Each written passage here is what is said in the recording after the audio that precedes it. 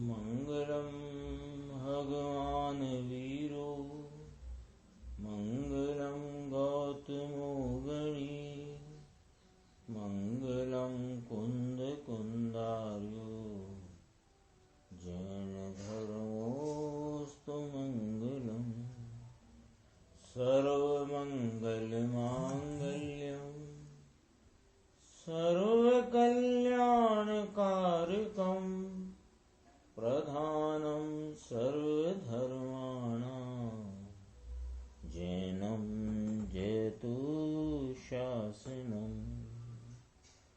मैं नमो तीर्थनायक को, नमो ओंकारवाणी को, नमो मुकुंद प्रभु को जिन्होंने ओंकार धारण की। अहो उपकार जिनवर का, कुंद का दिव्य वाणी का, जिन कुंद ध्वनि दाता उन कहान स्वामी का। नमिऊण जिणम वीरम अनंत वर्णान दंसण सहावम वोक्षामिणियम सारम केवली शुद्ध केवली भणिदम। श्री नियम सार जी परमागम ग्रंथ, इसकी स्वाध्याय जो अपनी प्रारंभ हुई है, इसमें टीकाकार आचार्य पद्म प्रमलधारी देव ने 7 श्लोकों से मंगलाचरण किया है। और वह जो 7 श्लोक में अपने 2 श्लोक की चर्चा पूज्य गुरुदेव श्री के व्याख्यान के आधार से हो गई है, और तीसरे श्लोक की चर्चा अपन आज प्रारंभ करते हैं। पेज नंबर 11 है, कारणकारी नियम भाग 1 का गुजराती वाला मैंने पेज बताया है, इसके नीचे का देखना। अपने गुरु में सब था ऐसा कहते हैं। तीसरे श्लोक में, पहले श्लोक में परमात्मा को नमस्कार किया, दूसरे श्लोक में वाणी को नमस्कार किया, और तीसरे श्लोक में पद्म प्रमलधारी देव गुरुओं को नमस्कार करते हैं। तो गुरुओं को नमस्कार करते हुए कहते हैं कि उत्तम सिद्धांत रूपी श्री के पति सिद्ध सेन मुनीन्द्र को मैं वंदन करता हूँ। ये दिगंबर मुनि में सिद्ध सेन मुनि हुए हैं, इनको यह वंदन है। श्वेतांबर में हुए हैं, एक सिद्ध सेन मुनि हुए, उनकी यहाँ बात नहीं है। सिद्ध सेन दिवाकर सन्मति तर्क के करने वाले, इनको अभी कोई इसमें ले लेता है, अरे भगवान क्या करते हो जीवो। सन्मति तर्क आता है, एक सिद्ध सेन दिवाकर का, श्वेतांबर में हो गए, वो उसकी बात नहीं है यहाँ। यहाँ तो दिगंबर में महामुनि सिद्ध सेन नाम के हो गए हैं, उनको यहाँ प्रथम पद्म प्रमलधारी देव ने नमस्कार किया। क्या कहकर किया कि उत्तम सिद्धांत रूपी श्री के पति, जिसमें उत्तम सिद्धांत रूपी लक्ष्मी इसके ये पति थे, तो सिद्ध सेन मुनीन्द्र को मैं वंदन करता हूँ। ये मुनीन्द्र नाम आचार्य कोई थे, उनके फिर आगे कहा तर्क कमल के सूर्य भट्ट अकलंक मुनीन्द्र को। अकलंक देव तर्क कमल का सूर्य, इस प्रकार उनका बहुमान इस उपमा से किया कि तर्क रूपी कमल को प्रफुल्लित करने में सूर्य के समान अकलंक देव। अकलंक देव है ना, तत्वार्थ राजवार्तिक बनाया।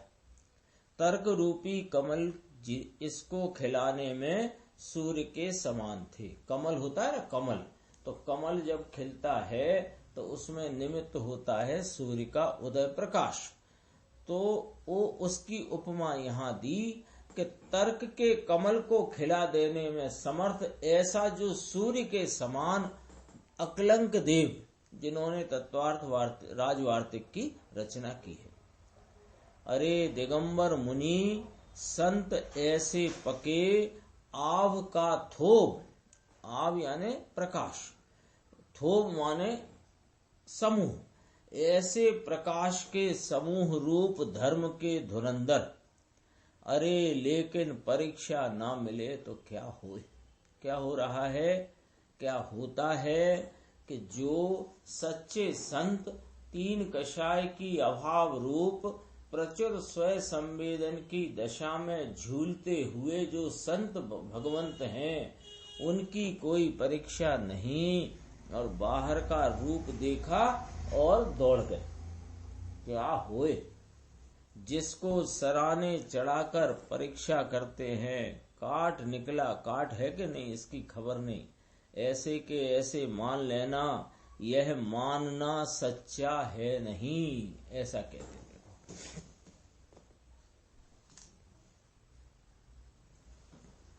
क्या कहते हैं, ये तो परीक्षा करके मानना चाहिए। अकलंक देव कैसे थे, तो कहा तर्क कमल के सूर्य भट्ट, तर्क कमल, तर्क रूपी कमल को खिलाने में सूर्य के समान थे वे अकलंक देव, उनको मैं वंदन करता हूँ। फिर तीसरी बात ली पूज्यपाद मुनिराज की। पूज्यपाद मुनिराज जिन्होंने समाधि तंत्र लिखा, इष्टोपदेश लिखा, और सर्वार्थ सिद्धि नाम की तत्वार्थ सूत्र की जिन्होंने बहुत समर्थ टीका की है, ऐसे पूज्यपाद मुनीश्वर को पद्म प्रमलधारी देव नमस्कार करते हैं। उनके लिए भी वह उपमा देते हैं कि शब्द सिंधु के चंद्र पूज्यपाद मुनीन्द्र को, शब्द सिंधु, शब्द माने वह शब्द होता है आगम, शब्द को यहाँ अपने आगम, आगम यानी जिनेन्द्र परमात्मा की वाणी रूपी शब्द, उनका जो सागर सिंधु, उसके चंद्र, जैसे समुद्र में चंद्रमा की पूर्णमासी पर खिलावट होते जो एकदम उछाले आते हैं, ऐसे जिनवाणी के वस्तु तत्व निरूपण रूपी शब्दों के उछाले आए, ऐसे वे चंद्र के समान पूज्यपाद मुनीश्वर। शब्द रूपी समुद्र को उछालने में चंद्र के समान पूज्यपाद स्वामी, ये सर्वार्थ सिद्धि की टीका करने वाले। सर्वार्थ सिद्धि नाम की टीका है तत्वार्थ सूत्र की, वह पूज्यपाद स्वामी ने करी गजब टीका। तत्वार्थ सूत्र की गजब बड़ा दरिया, ज्ञान का दरिया। इसको कहते हैं मुनिराज कि मैं वंदन करता हूँ, लेकिन ऐसे हमारे गुरु तो तीनों में सरखे थे, ऐसा कहते हैं। तीन की पहले यहाँ वंदना करी, सिद्धसेन मुनिराज की करी, फिर अकलंक देव की, फिर पूज्यपाद मुनि की, और जैसे ये ज्ञान के दरिया थे सिद्धसेन मुनिराज, पूज्यपाद मुनिराज, अकलंक देव, ऐसे ही मेरे गुरु वीर नंदी मुनि, ऐसा कहा। तद विद्या से समृद्ध वीर नंदी मुनीन्द्र को मैं वंदन करता हूँ। चार मुनिराजों को यहाँ उन्होंने वंदन करके गुरु को वंदन किया। तीनों में प्रवीण थे, सिद्धांत रूपी श्री के पति थे। सिद्धसेन को कहा कि सिद्धांत रूपी लक्ष्मी के पति सिद्धसेन स्वामी, और अकलंक देव को कहा तर्क कमल के सूर्य, और पूज्यपाद स्वामी को कहा शब्द सिंधु के चंद्र। ऐसे मुनि हो गए। पद्म प्रमलधारी देव अपने गुरु की इतनी प्रशंसा करके वंदन करते हैं। ये तीनों में जैसा ज्ञान का सागर उमड़ता था, ऐसी ही विद्या से समृद्ध जो मेरे गुरुवर साक्षात गुरु थे ना, वीर नंदी मुनि, उनको उन्होंने वंदन किया। भावलिंगी संत थे, छठवें सातवें गुणस्थान में झूलने वाले मुनि वीतरागी नग्न दिगंबर वनवासी, ऐसे हमारे ये गुरु तद विद्या से सिद्धांत आदि तीनों में समृद्ध वीर नंदी मुनीन्द्र को मैं वंदन करता हूँ। देव शास्त्र गुरु तीन को नमस्कार किया। पद्म प्रमलधारी देव ने टीका करते हुए टीका करने वाले स्वयं किया ना। तो अब चौथा श्लोक यहाँ कहते हैं। चौथे श्लोक में कहा अपवर्गाय भव्यानाम शुद्धये स्वात्मनः पुनः वक्षये नियम सारस्य वृत्तिम तात्पर्य संगिकाम। इन तीन को वंदन किया, देव को, शास्त्र को, गुरु को। अब यह जो मैं टीका करता हूँ ये किसके लिए करता हूँ? वह कहते हैं कोने माटे आछे। किसके लिए है ये? कि भव्यों के मोक्ष के लिए यह टीका करता हूँ। ऐसा कहते हैं कि लायक प्राणी की मुक्ति के लिए, ऐसे ही निज आत्मा की शुद्धि के लिए। मुमुक्षु ने प्रश्न किया, इस काल में महाराज मुक्ति कहाँ है? जो पद्म प्रमलधारी देव यहाँ इस प्रकार कथन कर रहे हैं कि मैं भव्य जीवों की मुक्ति के लिए, मोक्ष के लिए मैं यह टीका करता हूँ। अभी तो मोक्ष है नहीं, अभी तो मुक्ति यहाँ है, इस काल में है नहीं। तो उत्तर देखना है, मोक्ष ही है इस काल में, नहीं है कहाँ कहते हो? अरे द्रव्य शुद्धि, ज्ञान, दर्शन, चारित्र हुआ, यह मोक्ष ही है। अपने मुक्त स्वरूप आत्मा की दृष्टि हुई, यह मोक्ष ही है। सुनो ना, अरे एकाध भव बीच में होता है, इसकी कोई गिनती है नहीं, गिने कौन? भव्यों के मोक्ष के लिए ऐसे ही निज आत्मा की शुद्धि के प्रयोजन से, उसमें आता ना, यह टीका करते मेरी विशुद्धि होए, परम विशुद्धि हो। ऐसा अमृतचंद्र आचार्य भगवान लिखा। ऐसे ही उसी शैली में पद्म प्रमलधारी देव कहते हैं कि मैं मेरे आत्मा की शुद्धि के प्रयोजन से नियम सार की तात्पर्य वृत्ति नाम की टीका मैं कहूंगा। वक्ष्यामि शब्द है, देखो, वक्षये, वक्षये नियम सारस्य वृत्तिम तात्पर्य संगिकाम। मेरे आत्मा की शुद्धि के लिए, यानी दो बातें कही, भव्य जीव के मोक्ष के लिए और मेरी आत्मा की शुद्धि के लिए। इस टीका का विस्तार भगवान ने जो कुंदाचार्य ने ग्रंथ कहा उसका मैं विस्तार करूंगा, ऐसा करके मांगलिक किया है। ये गुरुदेव का पहला प्रवचन इस संदर्भ में पूर्ण होता है और 5वें से लेके 7वें कलश को अपन यहाँ उसको पाठ करते हैं और उसके श्लोकार्थ पढ़कर आगे के प्रवचन में अपन गुरुदेव श्री के क्या कहते हैं वो देखें। गुणधर गणधर रचितम श्रुतधर संतान तस्तु सुव्यक्तम परमागम अर्थ सार्थम वक्तुम भूम के वयम मंदा। तथापि, अपि क्या लिखा है?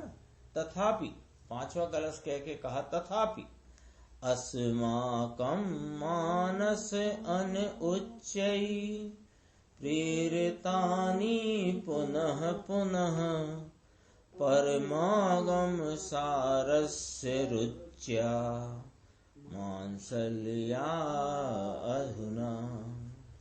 फिर 7वां कलश पंचास्तिकाय षट द्रव्य सत तत्वनार्थ का प्रोक्ता सूत्र कृता पूर्वम प्रत्याख्यानादि सत क्रिया। अंत में कहते हैं अलम अलम अति विस्तरेण। कहा ना, अंत में एक लाइन लिखी है, अलम अलम अति विस्तरेण स्वस्थ साक्षाद अस्मयी विवरणाय। श्लोकार देखते हैं, देखो 5वें का अति विस्तार से क्या। अब अलम अलम रुको, बस हो। अब साक्षात जो कुंद आचार्य भगवान कहते हैं उसका विवरण किया जाता है। श्लोकार्थ है 5वें कलश का। गुण के धरने वाले, गणधरों से रचे हुए और श्रुतधरों की परंपरा से भली प्रकार व्यक्त किए हुए इस परमागम के अर्थ समूह का कथन करने में हम मंद बुद्धि वे कौन है। पहले तो ये कहा, पहले चौथे में क्या कहा था कि मैं भव्य जीवों के लिए और अपने आत्मा की शुद्धि के लिए क्या करता हूँ कि इस नियम सार नाम के ग्रंथ की टीका विस्तार करता हूँ तात्पर्य वृत्ति के नाम से, ऐसा कहा। फिर अब कहा कि यह जो परमागम है ये गुण के धरने वाले गणधरों से रचा हुआ है और श्रुतधरों की परंपरा से चला आया है। ऐसा भली प्रकार से व्यक्त किया हुआ ये जो परमागम का अर्थ समूह, परमागम में कहा हुआ जो तात्पर्य है, कहते हैं कि उसका कथन करने में हम मंद बुद्धि कौन है, ऐसा कहा। फिर तथापि हमारा मन बहुत उछल रहा है। यद्यपि और तथापि का जोड़ा होता है ना। यद्यपि कि यह जो नियमसार परमागम है ये गणधर परमात्मा के द्वारा रचा हुआ और श्रुतधरों से चली आई जो परंपरा, उसमें यह अत्यंत गंभीर अर्थ समूह को धारण किया हुआ भली प्रकार व्यक्त है। तथापि उसका हम अर्थ करने में मंद बुद्धि कौन, ऐसा कहकर कहा। लेकिन तथापि अभी हमारा मन परमागम के सार की पुष्ट रुचि से, परमागम का सार क्या है, शुद्धात्मा, और शुद्धात्मा की पुष्ट रुचि से फरी ने पुनः अत्यंत प्रेरित होता है। यानी इस रुचि से प्रेरित होने के कारण यह तात्पर्यवृत्ति नाम की टीका की रचना की जा रही है। फिर 7वें कलश में कहा कि क्या कहना है यहाँ पर कि सूत्रकार ने यानी आचार्य कुंद महाराज ने पूर्व में 5 अस्थिकाय 6 द्रव्य 7 तत्व 9 पदार्थ ऐसे ही प्रत्याख्यान आदि सत्क्रिया को इसमें कहा गया है। अर्थात भगवान कुंद आचार्य देव ने इस नियम सार नाम के शास्त्र में प्रथम 5 अस्थिकाय आदि और फिर प्रत्याख्यान आदि सत्क्रिया का यहाँ पर वर्णन किया है। फिर कहा, गद्य है ना, गद्य की एक लाइन, अलम अति विस्तरीण, अति विस्तार से बस हो साक्षात यह विवरण जयवंत वर्ते। यहाँ देखो गुरुदेव का दूसरे नंबर का प्रवचन है 28 फरवरी 71 का। इसमें चौथे कलश की थोड़ी चर्चा लेकर फिर गुरुदेव श्री आगे चर्चा करते हैं। जीव अधिकार इसका मंगलाचरण, पद्म प्रमलधारी देव मुनि थे, दिगंबर संत बनवासी, इसकी यानी इस ग्रंथ की टीका करते हुए मंगलाचरण करते हैं। चौथा श्लोक चल गया है अपने, फिर से लेते हैं, फरी ने लई है। यह टीका भव्यों के मोक्ष के लिए, देखो यहाँ कहते हैं 4 गति मिले कि ऐसा नहीं, 4 गति मिले और देव गति मिले, इसके लिए जिनवाणी में एक शब्द भी लिखा नहीं गया। 4 गति से छूटने के लिए जिनवाणी में लिखा गया है ना। तो मोक्ष कहो कि 4 गति से छूटना कहो, पर्याय में मोक्ष की प्राप्ति कहो या 4 गति से छूटना कहो। तो कहते हैं 4 गति मिले ऐसा नहीं, जिससे आत्मा की पूर्ण पवित्र दशा प्राप्त होए, इसके लिए यहाँ टीका की जा रही है। भव्य जीवों के मोक्ष के लिए पहले आना चाहिए ना, पहले व्याख्यान में पहले आना चाहिए। कोई व्यक्ति लेट आया है तो गुरुदेव कहते हैं पहले आप भी जोइए, व्याख्यान के पहले आना चाहिए। तो मुंह आगे बैठे, नहीं तो नहीं मिलेगा बैठने को जगह।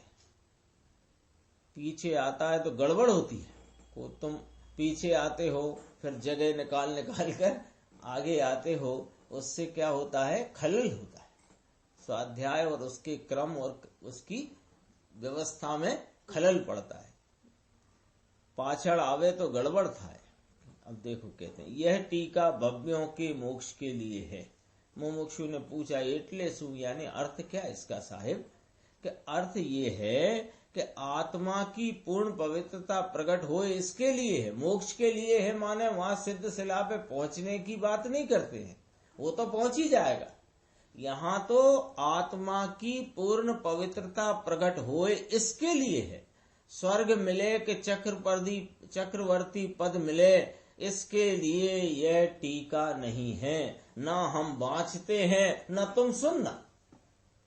यदि तुम्हें स्वर्ग आदि की चाह हो तो मत सुनना इसको, क्योंकि ये बात उसके लिए है ही नहीं। चार गति मिले इसके लिए यह टीका नहीं है। गति का अभाव होकर पंचम गति मोक्ष मिले, ऐसी बात यहाँ पर है। भव्यों के मोक्ष के लिए ऐसे ही निज आत्मा की शुद्धि के प्रयोजन से स्वयं विकल्प है। अर्थात ऐसा कहा भव्यों के मोक्ष के लिए, बाकी तुम्हारे लिए मैं ये सब कथा नहीं सुनाता, ऐसा भी कहा।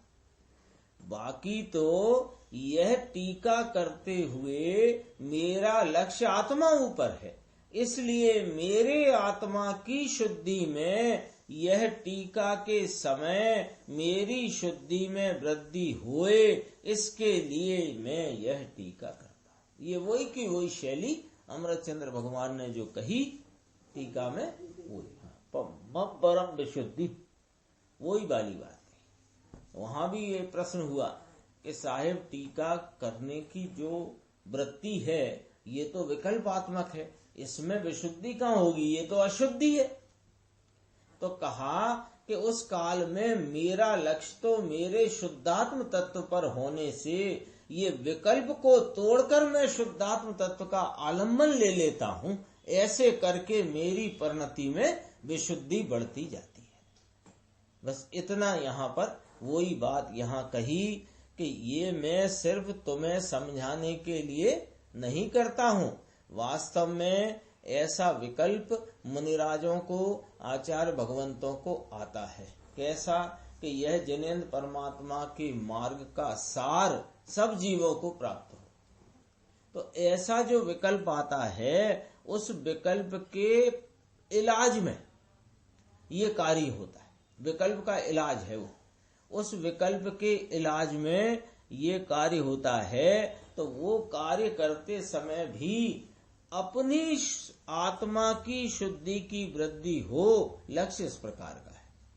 सबको समझा दूं, सब समझ जाए, विकल्प जरूर है। और अंतरंग में यह प्रतीति है कि मेरे समझाने से कोई नहीं समझता। ये बात पूज्यपाद स्वामी ने कही है कि यह मेरी उन्मत्तता है कि मैं दूसरे को समझाने का विकल्प करता हूं और समझाने की और विकल्प का इलाज करता हूं। लेकिन मेरी शुद्धि में वृद्धि होए, इसके लिए यह मैं टीका करता हूं। ये टीका है, ये तो विकल्प है। लेकिन विकल्प के काल में मेरा घोलन, मेरा झुकाव, मेरा वलन, अंतर्मुख अखंड आनंद मूर्ति प्रभु इसके ऊपर ढला हुआ है। इसकी शुद्धि की वृद्धि होए, ये माटे इसके लिए यह टीका मैं करता हूं। नियम सार की तात्पर्य वृत्ति नाम की टीका। देखो, प्रवचन सार की जैसेन आचार्य की टीका का नाम भी तात्पर्य वृत्ति है। तात्पर्य वृत्ति का अर्थ क्या? तात्पर्य वृत्ति यानी टीका का तात्पर्य क्या है, वो जो कहने में आता है उसका नाम क्या हो गया? तात्पर्य वृत्ति। सो ऐसी टीका मैं कहूंगा, भाषा में कहूंगा, ऐसा है। एक मुमुक्षु भाई ने कहा, उत्तर प्रदेश से आया हूं साहब, थोड़ा हिंदी में लो। तो कितने मानस आए हैं कि 6 मानस। उत्तर गुरुदेव श्री कहते हैं 6 मानस, अच्छा, बहुत अच्छा। कल था मेरठ वाला, फिर चला गया। फिर किसी से पूछा हिंदी पुस्तक हो तो लाओ भाई, हिंदी, अपना हिंदी मानस आया है। 6 लोग आए हैं तो हिंदी चलाते हैं, लाओ। तो वो क्या गुरुदेव की क्या शैली थी कि गुजराती में व्याख्यान करते थे तो गुजराती की पुस्तक सामने रखते थे, और हिंदी व्याख्यान करना हो तो हिंदी की पुस्तक सामने रखते थे। उसका कारण था, कारण ये था कि गुजराती की पुस्तक में से हिंदी बोलना शुरू भी कर दें तो वो गुजराती पढ़ते हुए वो गुजराती निकलने लगती थी। तो गुरुदेव वो बुद्धिपूर्वक वहां पर हिंदी की पुस्तक रख लेते थे। तो कहा हिंदी पुस्तक दो, हिंदी पुस्तक निकाली। यह नियम सार नाम का शास्त्र है। कुंद कुंद आचार्य महाराज दिगंबर मुनि संवत 49 में हुए, इन्होंने बनाया। इसकी टीका पद्म प्रभ मलधारी देव दिगंबर मुनि थे तो उसकी ये टीका करते हैं। इसका मंगलाचरण कल से शुरू किया है। हिंदी वाले मानस आज आए ना तो उनको थोड़ा बताते हैं कि इसका मंगलाचरण कल से शुरू किया है। और चौथे में कहा, चौथे कलश में, यह टीका भव्य जीवों के मोक्ष के लिए मैं करता हूँ। आत्मा की शुद्धि किस रीति से प्रकट होए और 4 गति का नाश होए और अपना निस्वरूप जो शुद्ध स्वभाव है, ये शुद्धता की पूर्णता की प्राप्ति के लिए मैं यह टीका बनाता हूँ, ऐसा कहते हैं। समझ में आया? और निज आत्मा की शुद्धि के प्रयोजन से मेरे आत्मा की शुद्धि, यह टीका करने के काल में मेरा शुद्ध स्वरूप आनंद स्वरूप का घोलन चलता ही है। तो हाँ, इसको एक हिंदी में कहावत है ना, एक पंथ दो काज। ये एक पंथ दो काज वाली पद्धति है। ये जितना भी जिनेंद्र परमात्मा के द्वारा कही हुई इस परम हितकारी जिनवाणी की जो वांचन स्वाध्याय की शैली है, ये एक पंथ दो काज है। इसमें वह मुनिराज टीका करते हुए लक्ष्य शुद्धात्मा पे होने के कारण उसको अपने अंतर आत्मा का ही घोलन चल रहा है और अपने आत्मा की शुद्धि की वृद्धि यानी परिणति में शुद्धि की वृद्धि निर्जरा निर्जरा निर्जरा शुद्धि शुद्धि शुद्धि चल रही है। और साथ ही साथ लगे हाथ भव्य जीवों को भी ऐसा परम हितकारी मोक्ष मार्ग का स्वरूप सामने आता है तो उससे उनका भी लाभ हो जाता है। ऐसे मेरी दृष्टि, मैं शुद्ध हूँ, पवित्र हूँ, पुण्य पाप के विकल्प से रहित हूँ, शरीर कर्म से भी मैं रहित हूँ, ऐसा घोलन नहीं, ऐसी मेरी दृष्टि अंतर में चलती है। फर्क है देखना। ये अज्ञानी इस प्रकार का जिनवाणी में से पढ़ के शब्दों के आलम्बन से इस प्रकार का विकल्प उठाता है कि मैं तो अतीन्द्रिय आनंद स्वरूप हूँ, मैं ज्ञान स्वरूपी हूँ, मैं ज्ञाता दृष्टा हूँ, मैं एक समय के वर्तते हुए कृत्रिम विकारी भाव से न्यारा हूँ, एक समय की होने वाली निर्मल पर्याय से भी मैं भिन्न अखंड परम पारनामिक भाव स्वरूप हूँ। ये विकल्पात्मक वृत्ति है, इसमें कुछ दम नहीं। तेथी सु ये तो दृष्टि में आ जाता है। और जिसने इस प्रकार विकल्पात्मक निर्णय करके वो निर्णय के अनुसरण में अपनी दृष्टि में रागादि समस्त भावों से न्यारा एक रूप ध्रुव सामान्य द्रव्य आत्मा, इसको जो दृष्टि में लिया तो वो जितने शब्द आए हैं ना, ये दृष्टि के कथन के, उसको घोलना नहीं पड़ता है। उसकी दृष्टि में ऐसा अंतरंग में चलता है। और वह जो दृष्टि के आधार से जो परिणति की शुद्धता है, जिसमें अभी अल्प राग आदि वर्तते हैं, वो मिटते हैं और शुद्धि बढ़ती है। विशेष शुद्धि हो, टीका के काल में विशेष शुद्धि हो, ऐसी टीकाकार की प्रार्थना है, भावना है। अब सुनो 5वां श्लोक कि अहो मुनि हैं, भावलिंगी संत हैं, आत्म आनंद में मस्त हैं, आत्मा के आनंद में मस्त हैं, इनको मुनि कहिए। मुनि किसे कहिए? मुनि किसे कहिए? जो आत्मा के आनंद में मस्त हैं वे मुनि हैं। जो नग्न दिगंबर समिति गुप्ती और 4 हाथ भूमि देख के चलते हैं, ये मुनिपना है नहीं। ये मुनियों को होता है, ये मुनिपना नहीं है। मुनिपना तो आत्म आनंद में मस्ती और स्वरूप की अस्थि की मस्ती में जो मस्त है, ये मस्त पने का नाम मुनि है। और मुनि पने को बाहर में ये सब होता है। अंतर अतीन्द्रिय आनंद में मस्त हैं, ऐसे मस्त टीकाकार पद्म परम मलधारी देव कहते हैं मैं इस शास्त्र की टीका करता हूँ। फिर कहते हैं मैं मंद बुद्धि क्या इसकी टीका करूं। ऐसा 5वें श्लोक में कहते हैं गुण के धरने वाले गणधरों से रचाया हुआ। गणधरों ने टीका की है, देखो प्रमाण देते हैं पंडित जी। कितने ही कहते हैं ना, अरे यह टीका पद्म परम मलधारी देव मुनि ने बनाई है इसलिए बराबर नहीं, हम मुनियों की नहीं मानते। अरे तुम किसी की नहीं मानते, तुम अपने मिथ्यात्व की मान करके 4 गति में धक्के खाते। हम मुनि की नहीं मानते। मुनिराज कहते हैं अरे यह तो गुण के धरने वाले गणधरों से रचे हुए आगम है। पंडित लोग कोई पंडित ऐसा कहते हैं, यहाँ कहते हैं नहीं, मैं टीका बनाता हूँ, ये गणधर देवों ने रची है, इसकी यह टीका मैं करता हूँ। भगवान परमात्मा त्रिलोकनाथ के गणधर, गणधर माने प्रधान धर्म के दीवान, जैसे राजा का दीवान होता है ना, ऐसे तीर्थंकर परमात्मा 3 लोक के राजा, उनका दीवान गणधर परमात्मा मुनिराज संत, ऐसे गणधरों ने टीका बनाई है, भाव कहा है। इसकी टीका मैं कहूंगा, टीका माने विस्तार। विस्तार का अर्थ ये नहीं होता अलग बात कहना, विस्तार का अर्थ होता है जो बात है उसी का स्पष्टीकरण और विशेष करना। श्रुतधरों की परंपरा से भली प्रकार व्यक्त किए हुए, फिर गणधर का नाम लिया, फिर गणधर से जो रची हुई वो आगे कैसे बढ़ी कि श्रुतधरों की परंपरा, श्रुत के धरने वाले संत दिगंबर मुनि भावलिंगी संत, इन्होंने यह शास्त्र की टीका व्यक्त की है।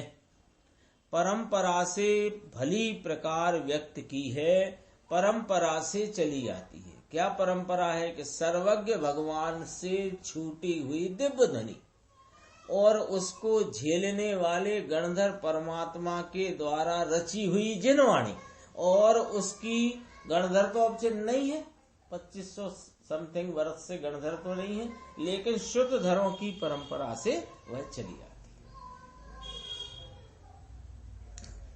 गुरु ने शिष्य को कहा, शिष्य ने शिष्य को कहा, ठेठ दिगंबर परंपरा सर्वज्ञ परंपरा से चली आती है। ये आधार देते हैं। यहाँ जो चर्चा चलती है, ये जो धर्म कथा चलती है, ये कोई ऐसी नहीं है गप्पा सप्पा, मन मर्जी की कल्पना की बातें नहीं है। ये तो सर्वज्ञ परमात्मा की ओमकार ध्वनि की झनकार है। उस ओमकार ध्वनि में जो 6 द्रव्य 7 तत्व 5 अस्थिकाय 9 पदार्थ का जो वर्णन आया है, जो मोक्ष मार्ग का निरूपण आया है, उसकी झनकार है। बीच में श्वेतांबर निकल गए, इन्होंने अपनी कल्पना से नया निकाला। यह परमात्मा की परंपरा का मार्ग नहीं है। यह तो परंपरा सर्वज्ञ देव गणधरों से देखो आधार देते हैं। सूक्ष्म बात है भाई, ये बात भी उतनी ही सूक्ष्म है जितनी दृष्टि का विषय, जो अपना त्रिकाली ध्रुव आत्मा की बात समझना जितनी सूक्ष्म है, उतनी ही सूक्ष्म ये बात है। कौन सी बात? कि ये जो बात जिसकी हम स्वाध्याय करने जा रहे हैं अथवा स्वाध्याय कर रहे हैं, ये वाली बात आई कहाँ से? हाँ, ये बात भी समझ लेना वाकई में सूक्ष्म बात। क्यों? कि जब तक आपको इस बात का अंतरंग में बराबर भरोसा विश्वास नहीं होगा, तो आपको ये बात आपको समझ में नहीं। समझ में कब आती है? कि जब ये बात किस महापुरुष की है तब कही जाए ना, तो समझ में आती है। आजकल जो वक्ता लोग होते हैं ना, जगह जगह वक्ता भाषण देते हैं, तो वे अपने भाषण में पूर्व के किसी महापुरुष के कोट वहां पर प्रस्तुत कर। क्यों? क्योंकि तुम्हें उनकी बात जरा सुनने में जल्दी समझ आई। ऐसे यह पद्म परम मलधारी देव कहते हैं, भैया बात तो मैं वही करूंगा जो सर्वज्ञ देव के परंपरा से गणधर परमात्मा श्रुतधरों की परंपरा से भली प्रकार व्यक्त हो चुकी है, उसी को यद्यपि कि मैं मंदबुद्धि कौन इस बात को टीका करूं, लेकिन मैं क्या करूं? मेरा अभी तो मन अत्यंत इस परमागम के सार की रुचि से पुष्ट होता हुआ पुनः पुनः प्रेरित हो रहा है कि मैं इसका विस्तार। कोई मुनिराजों के अंतरंग की निर्माणता, अंतरंग में उनकी बहुमान देवगुरु शास्त्र के प्रति कोई अलौकिक होता है, जो अपन सब लोगों के बनावटी होता है ना, उसके आगे इस बहुमान की, इस निर्माणता की बात कोई अलग ही है। अपने तो सब नकली है। नकली क्यों? सुना सुना पढ़ा पढ़ा देखा देखी कर। जब इस जिनवाणी का एक शब्द भी आपके चित्त में उतर करके ये 5 द्रव्य, 5 अस्थिकाय, 6 द्रव्य, 7 तत्व, 9 पदार्थ के स्वरूप का सच्चा दिग्दर्शन करा के अपने को आत्म स्वभाव की प्रतीति होए, तब समझ में आता है कि ओहो ये जिनवाणी। अन्यथा जिनवाणी माता दर्शन की बलिहारियां हैं, बस और क्या है। देखा देखी का है। कितनी अंतरंग में गुरुदेव श्री के भक्ति, पद्म परमलधारी देव के अंतरंग में कितनी भक्ति है। सूक्ष्म बात है भाई।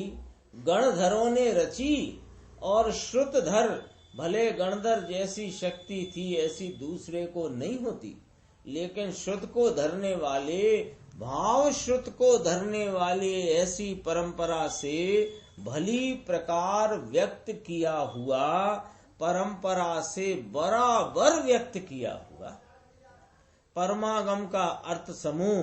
देखो ये नियम सार को परमागम नाम दिया। पद्म परमलधारी देव ने इसका नाम क्या रख दिया? परमागम। परम आगम, परंपरा से आया हुआ ऐसे परमागम का अर्थ। अपना मंदिर बनता है ना, उसका नाम भी परमागम है।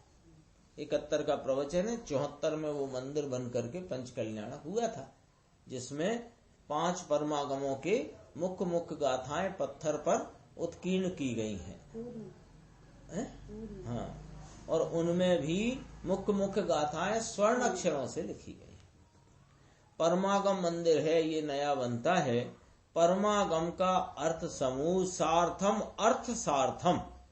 अर्थ सार्थम माने अर्थ यानी उसका जो तात्पर्य, उसका समूह। समूह देखो कितने निर्माण हैं। पद्म प्रभ मलधारी देव मुनि दिगंबर संत जंगल में रहते थे और नियम सार की टीका करते हुए कहते हैं, मैं कौन हूं? मैं तो क्या हूं? अरे यह वाली बात मेरी कही नहीं है भाई। यह तो सर्वज्ञ परमात्मा की बात गणधरों से, शुद्धधरों से इसकी टीका चली आई है। ये टीका मैं करता हूं, उनने ग्रंथ रचा है, मैं टीका करता हूं नहीं, वो ग्रंथ भी उनकी ही टीका है। कैसी बात करते हैं। अभी तो जरा टीका लिख दे तो कहे मैंने टीका करी। वो पद्म परम मलधारी एक उसी में से काट छांट के लेख लिख दिया। ये हमने 25 साल मेहनत करी, हमने 40 साल मेहनत करी। देखो ये निर्माणता पद्म परम मलधारी देव की। अरे भगवान की परंपरा से चली आती है। कहते हैं इसका कथन करने के लिए हम मंद बुद्धि वे कौन है? हम तो कुछ भी नहीं है।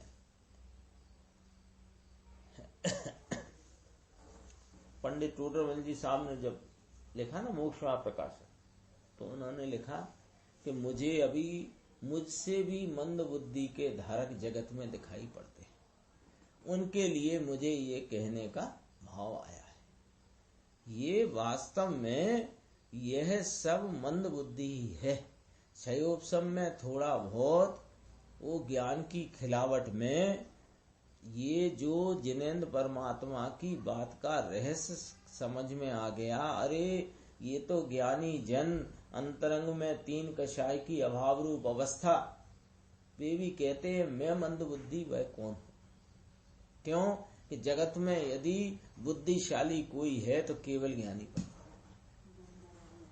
जिनके ज्ञान का परिपूर्ण विकास ऐसा हुआ है कि जिनके ज्ञान की एक समय की अवस्था में तीन काल तीन लोग बिना देखे माने बिना लक्ष्य के ही झलकते हैं।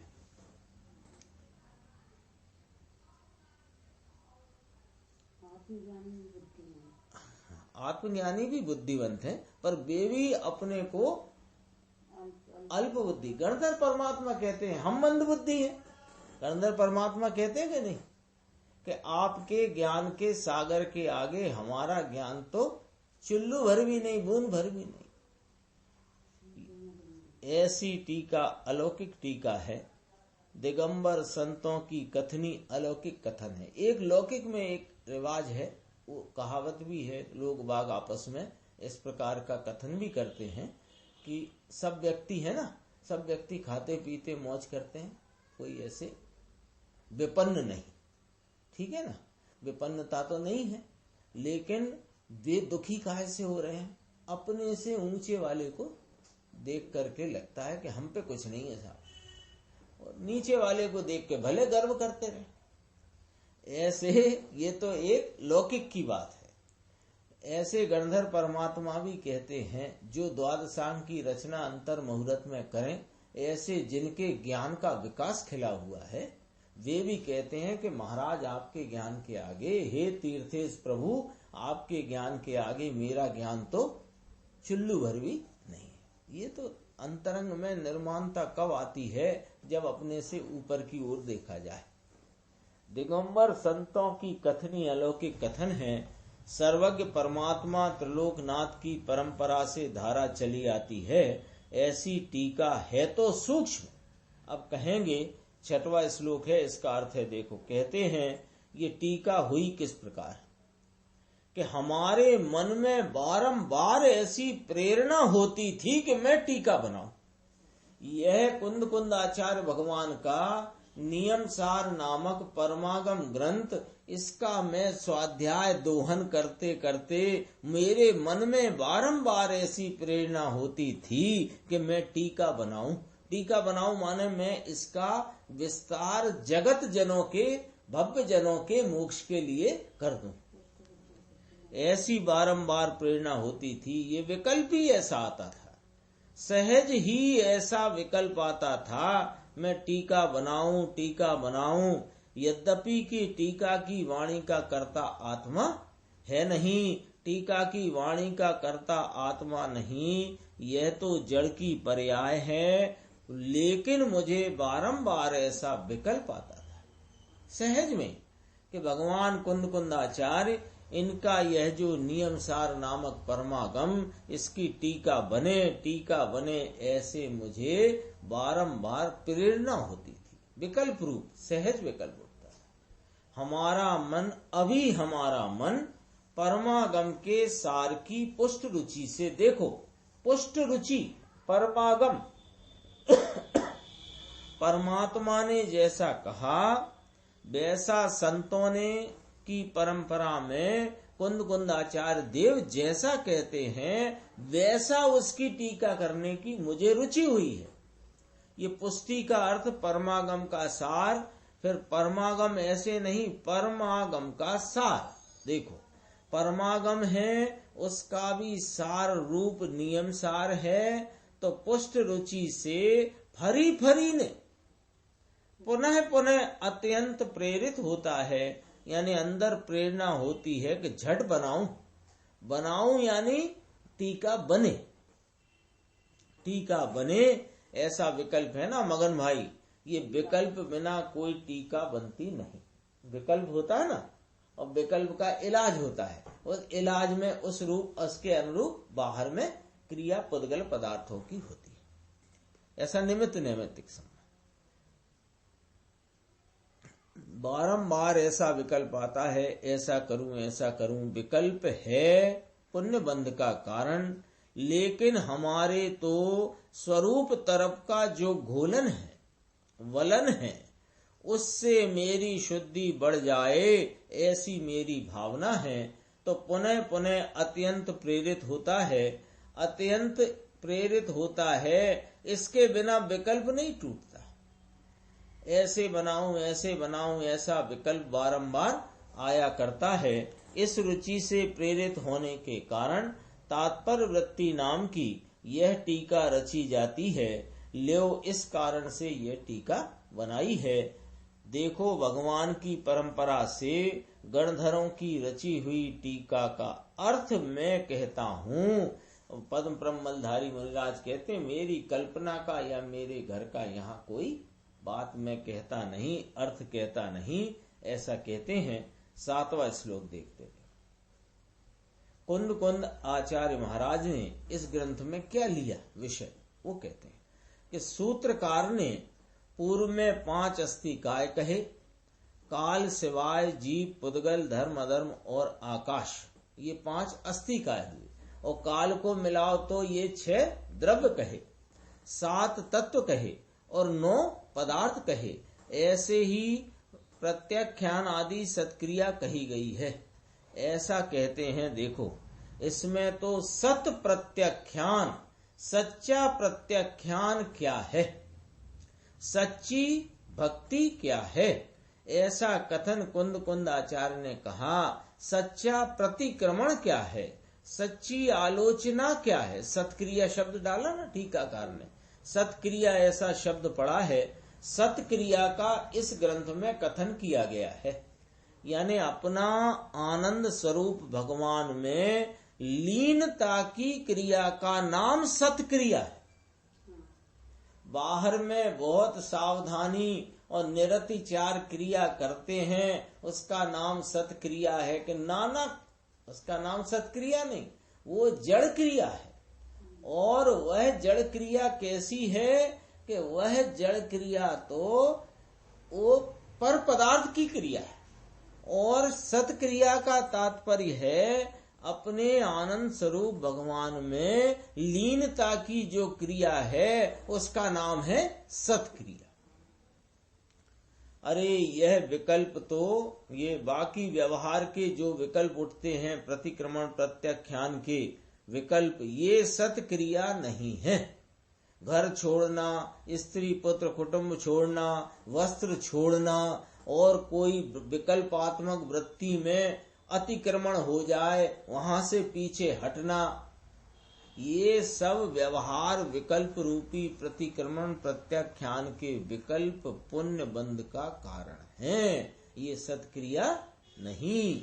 समझ में आया? कुंद कुंद आचार्य ऐसा उन्होंने इस ग्रंथ में कहा है, ऐसा कहते हैं, जिसमें सत्क्रिया प्रत्याख्यान आदि शब्द हैं। आदि में ले लेना, आलोचना, प्रत्याख्यान, भक्ति, प्रतिक्रमण, सामायिक, योग, नियम, ये सब इसमें आ गया। आत्मा आनंद स्वरूप, शुद्ध, पुण्य पाप के विकल्प से रहित, ऐसे आत्मा की अंतर एकाग्रता से आनंद और शुद्धि की वृद्धि होए, इसका नाम सत्क्रिया कहने में आता है। एक प्रकरण याद आता है यहाँ पर, एक चर्चा, ज्ञान क्रियाभ्याम मोक्ष आता है ना, तो वहां ज्ञान और क्रिया, इससे मोक्ष है। तो ज्ञान और क्रिया, क्रिया का अर्थ क्या हुआ? ये वाली क्रिया लोग समझे कि आत्मा का ज्ञान करना और शरीर की क्रिया करना, इस प्रकार मोक्ष है। देख लो, पहले आत्मा का ज्ञान करते हैं, फिर 5 महाव्रत अंगीकार करके नग्न दिगंबरत्व धारण करते हैं और फिर ये सब क्रिया करते हैं, तो उससे मोक्ष होता है। देख लो, बिना मुनि के कोई को हुआ? अरे उसकी चर्चा ही नहीं है, उसकी तो चर्चा ही नहीं है। अरे क्रिया यानी कि क्या? सत्क्रिया। सत्क्रिया यानी कि क्या? कि सुनो, बहुत अच्छी इसमें स्पष्टता है। इसकी क्रिया का अर्थ, क्रिया का अर्थ क्या? कि क्रिया किसको कहना? क्रिया वो कहना, जैसे चक्की चलती है, चक्की, तो चक्की में एक पार्ट के ऊपर दूसरा पार्ट चल रहा है, तो ये क्रिया हो रही है किसकी? चक्की की क्रिया। तो चक्की की क्रिया कब कहलाए? कि उसमें डले हों गेहूं और पिस के आटा आए। यदि आटा पिस के नहीं आया तो काय की चक्की क्रिया? कौन कहेगा चक्की चल रही है अथवा चक्की की क्रिया हुई है कि नहीं? फल आता है कि नहीं आता उस क्रिया का? तो यहां कहते हैं कि सत्क्रिया कौन सी है? कि जो आत्मा की अंदर एकाग्रता रूपी जो क्रिया है, जिसके फल में आनंद और शुद्धि की वृद्धि होए, इसका नाम सत्क्रिया। जिसका ज्ञान किया उसमें लीनता हो, लीनता का फल हो। फल नाम आनंद की वृद्धि, शुद्धता की वृद्धि, पवित्रता की वृद्धि होए तो उसका नाम सत्क्रिया है। जिस कार्य से आनंद का भाव नहीं बढ़ता है, तो वो आनंद का भाव नहीं बढ़ता तो वो तेरी क्रिया बेकार क्रिया है, वो क्रिया ही नहीं है। बहुत स्पष्ट कहते हैं। देखो, देह की क्रिया जड़ है, ये तो मिट्टी है, ये बोलते हैं ना जड़ मिट्टी है। आत्मा बोलता नहीं, ये जड़ की क्रिया है भैया। और अंदर भक्ति का कथन का विकल्प उठता है, ये तो राग है, सत क्रिया नहीं। भगवान की भक्ति, दया, दान, व्रत, पूजा, सुनाना, ऐसा जो विकल्प राग उठता है, ये सत्क्रिया नहीं है,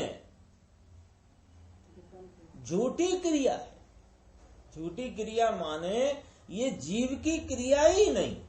तो विकल्प उठता है वो तो है कि वो भी नहीं, वो राग की क्रिया। और ये वाणी आदि और ये हाथ का चलना, उठना, धरना, उठाना, ये सब जड़ की क्रिया। यात्रा व्यात्रा का विकल्प उठे, यह कोई सत्क्रिया नहीं है, ऐसा कहते हैं। सत्क्रिया तो इसको कहिए, बहुत स्पष्ट व्याख्या है। क्यों इसकी व्याख्या करते हैं गुरुदेव?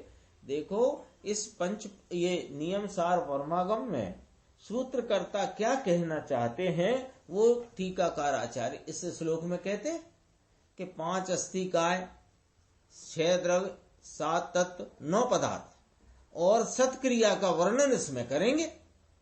तो सत्क्रिया माने क्या, वो समझना चाहिए ना। वो चर्चा चलती है कि सत्क्रिया तो इसको कहिए कि भगवान आत्मा ज्ञान और आनंद का कंद प्रभु है, पुण्य पाप का भाव, शुभ अशुभ राग से रहित है। यानी पुण्य पाप के भाव रूपी शुभ अशुभ जो राग है, उससे यह भगवान आत्मा ज्ञान आनंद स्वरूप उससे रहित है। ऐसी रागादि रहित और आनंद ज्ञान सहित ऐसी आत्म वस्तु में लीनता की एकाग्रता होना, इसका नाम परमात्मा और संत सत्क्रिया कहते हैं। समझ में आया? लोग बाहर में इतने अटक गए हैं, काय में? शरीर की क्रिया और विकल्प की वृत्ति में। विकल्प की वृत्ति को धर्म मानते हैं और शरीर की क्रिया से धर्म मानते हैं, और दोनों के दोनों अचेतन वस्तु हैं। कौन? वो तुम्हारा दया, दान, व्रत, भक्ति, 5 महाव्रत का परिणाम अचेतन और शरीर की क्रिया अचेतन। यहाँ तो कहते हैं कुंद आचार्य ने ऐसा कहा, मैं इसका जो कुंद आचार्य ने सच्ची क्रिया बताई उसका मैं यहाँ स्पष्टीकरण करूंगा।